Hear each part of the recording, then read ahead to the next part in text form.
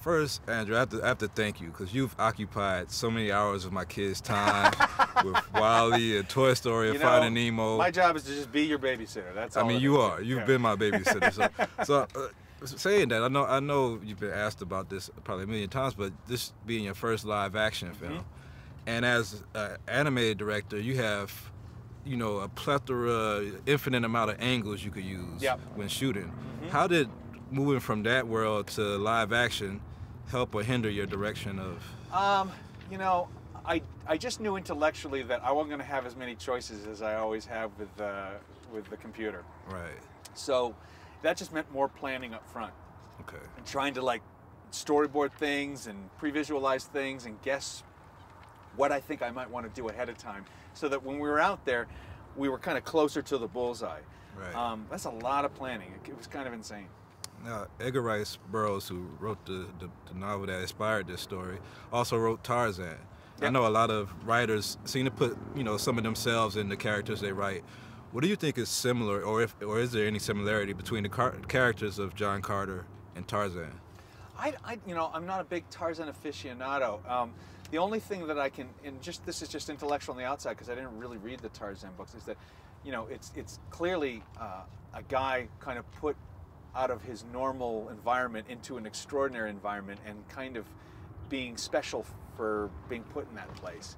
And I think that that's probably the one common theme, is that finding out that one, that you might have a greater purpose than you think for the environment that you were initially started in, but also that we're all a lot more alike than we think.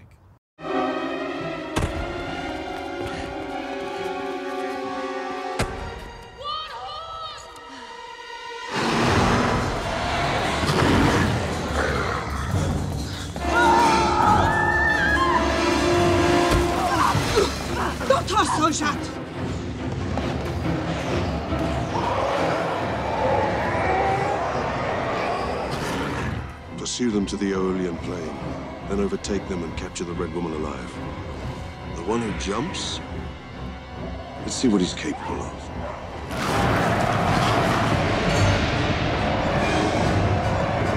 Stories usually have like this contemporary meaning when they're outer space stories. There's usually some meaning that's real to people, you know, here. Yeah.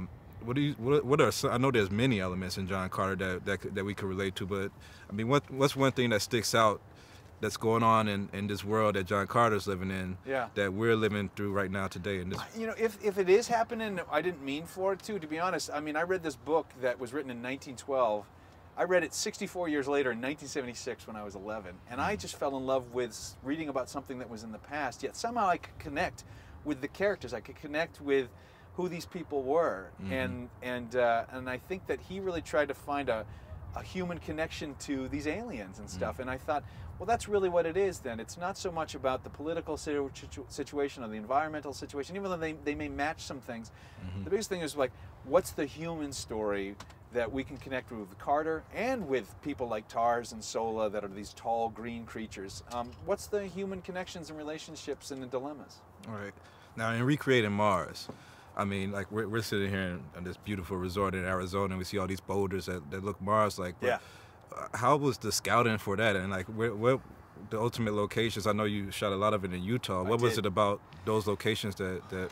Well, in the books they describe, you know, the Mars is described as a dying planet that used to be covered in oceans and is now all dry. And you know, truth is, it really is a planet that used to be covered in oceans, and we now have photographic evidence with all the Mars rovers of exactly what it looks like.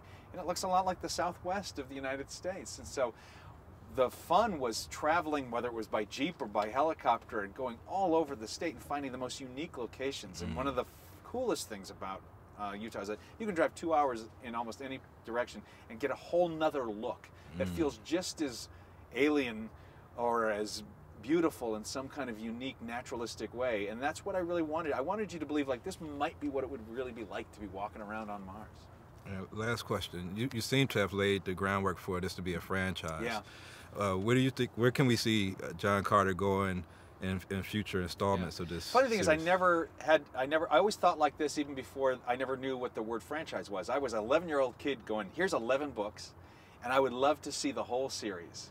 It's already been done. I already know where everything's going. I already know who's going to be important later and what it's all going to evolve to.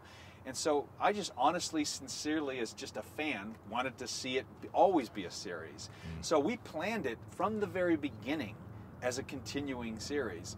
But I also don't like movies that just leave you hanging and there's no closure. Right. So I made sure that, you know, the first movie would end and it would feel satisfying. But if you want to keep going, we have more. So we planned 3 all along. Okay. Thank you for your time, man. Keep on directing. Thanks, man. My kids will keep on All right, smiling. I hope so. Okay. So will I.